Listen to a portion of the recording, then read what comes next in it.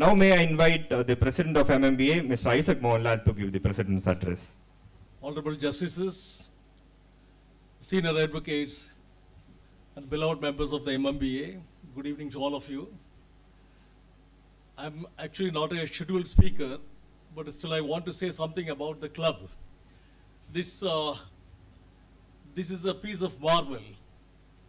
Only today I saw actually this book. The entire job has been done by the team of this Legal Literary Club. And neither myself nor any of the office bearers of the association had any role at all in it. In fact, to confess before you, over the past 2 decades, MMBA has been having these kinds of clubs separately for Tamil Literary Club, English Literary Club, Legal Literary Club, Advocates Welfare Club, Sports Club, and Women's Club. And now there are 2 other clubs in the offing. One is the Travel Club, the other is the publication of this, what we call the Journal Club. And probably this is the first association which has now made a reservation for women in the forthcoming election next week. 30% reservation for women. Honorable Justice Swaminathan, most of you might know that he was our founder executive committee member. And we laid the seeds of this club affair right from the beginning. Even though some of the people thought that what these clubs have to do with the bar association, but still we had it.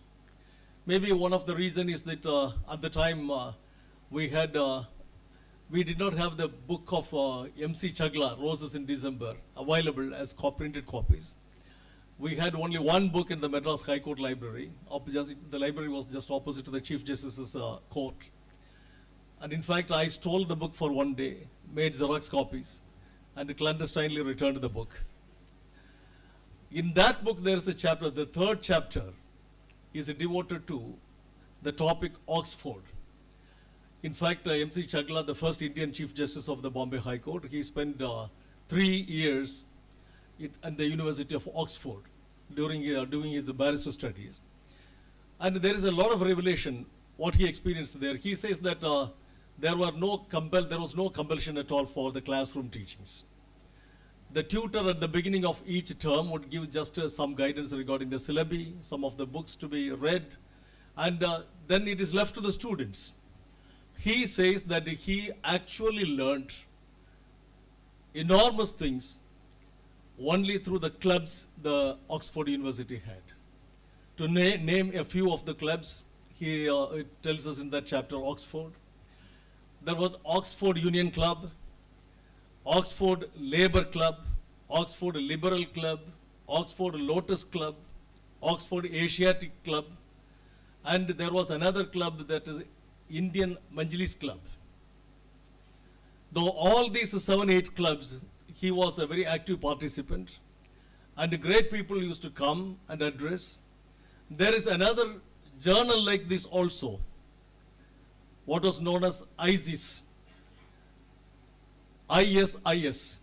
Maybe it is an abominable name now, but it was the name of the journal. And all the club's activities would be periodically reviewed by all the participants, writing critical things about the speeches that were made. And that is how he learned. And he said the real learning in Oxford is through the clubs, not in the classrooms. Probably that is the spark of inspiration what we got, and which prompted us as our founder members to promote these kinds of clubs. And I think that this is something phenomenally unique only in MMBA. And to my knowledge, there is no other bar association having such kinds of clubs. And these clubs are acting really well. Every week, in turn, each club is sponsoring some programs. And this English Literary Club, Legal Literary Club, did an enormously beautiful job. Recently introduced are the 2 clubs, the Travel Club. Last month, many of the people went to Sri Lanka for a holiday trip for 4 or 5 days.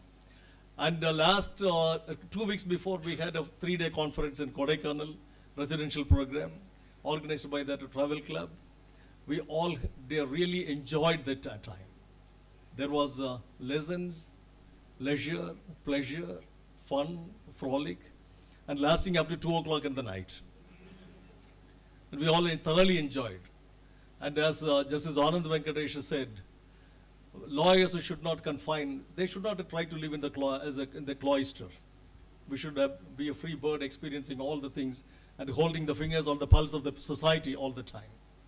And I'm very, very much grateful to the Honorable Justice Swaminathan for his felicitation, and to Justice Bharat Chakravarti, and probably you might see that book and how many angles his photographs are being pictured. So also Justice Anand Venkatesh, and he is sitting before a piano and trying to play organ. So fascinating, so fascinating. It's a piece of marvel, I would say. And Justice Anand Venkatesh expressed his anguish regarding the warfare that is happening.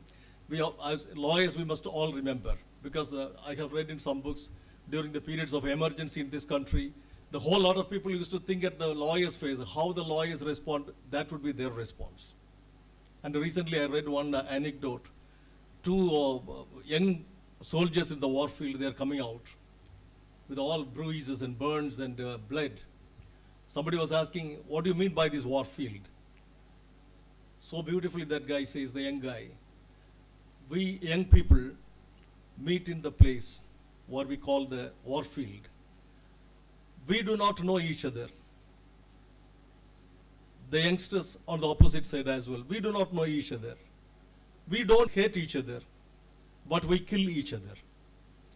At the command of the people who are old, they know each other, they hate each other, but they don't kill each other.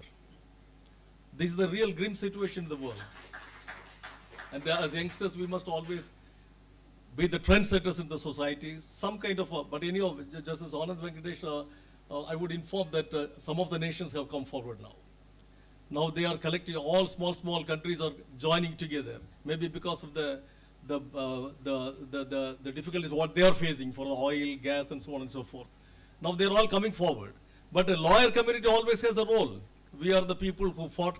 In fact, I would like to tell you, when countries like America were ruled by people belonging to the legal profession, the nations were safe. Abraham Lincoln, Jackson, and even Barack Obama, Bill Clinton. But when it goes to the hands of the businessmen, they do business. And even in war, they do business. That is what is happening. Therefore, wherever lawyers happen to be the leaders, it's always good.